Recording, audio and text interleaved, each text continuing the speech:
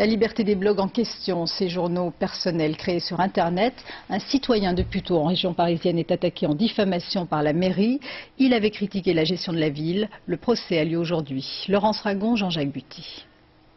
Appareil photo à la main, prêt à déclencher, Christophe Grébert n'est pas un touriste. Citoyen de Puteaux depuis 15 ans, en 2002, il crée son blog, une page personnelle sur Internet, dans laquelle il n'hésite pas à égratigner la gestion municipale. Comme ici, le palais de la médiathèque, un chantier arrêté pendant 1 an par Madame le maire. Elle s'est rendue compte en cours de chantier que la façade ne lui plaisait plus, donc elle a fait tout arrêter, elle a demandé aux architectes de tout revoir, et donc le chantier vient de reprendre. Le résultat de tout ça, c'est une surfacturation de 3 millions d'euros. Ce suivi des affaires de la ville bouscule les habitudes des élus, mais il ravit les habitants qui visitent régulièrement le site internet. C'est là que je trouve beaucoup d'informations sur Puteaux. Bon, c'est un petit peu le contrepoids de la parole officielle de la mairie. C'est la page d'un simple citoyen qui a décidé de l'ouvrir. Aujourd'hui, ce blog est menacé de fermeture. La ville de Puteaux a intenté un procès en diffamation. Un nouvel espace d'expression et les hommes politiques, il faut bien qu'ils fassent avec. Plutôt que de poursuivre les blogueurs qui les critiquent, eh ben, moi je leur conseille plutôt de jouer le jeu et de répondre à leurs commentaires, peut-être de bloguer eux-mêmes et d'engager un dialogue direct avec les internautes.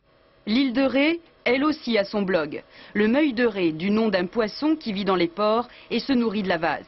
Un forum en fait sur lequel des habitants s'expriment pour dénoncer les petites irrégularités et grosses infractions des municipalités de l'île. Si le citoyen cesse de laisser faire, il n'y a aucune raison pour que ça se perpétue. Aucune. On peut arrêter ça. On peut arrêter le gâchis, on peut arrêter les magouilles. C'est tout à fait possible. Pas question de laisser les élus tranquilles. Ici, une décharge sauvage dans les marais salants. La loi n'est pas respectée, l'info se retrouve sur le site du Meuil de Ré. Dans les mairies, les dents grincent. Ce site devrait être positif pour toute la collectivité. Or, dans certains cas, il ne l'est pas. Voilà, c'est tout ce que j'ai à dire. Dans les rues paisibles de l'île, les informations du Meuil de Ré font jaser. Les élus entendent le Meuil.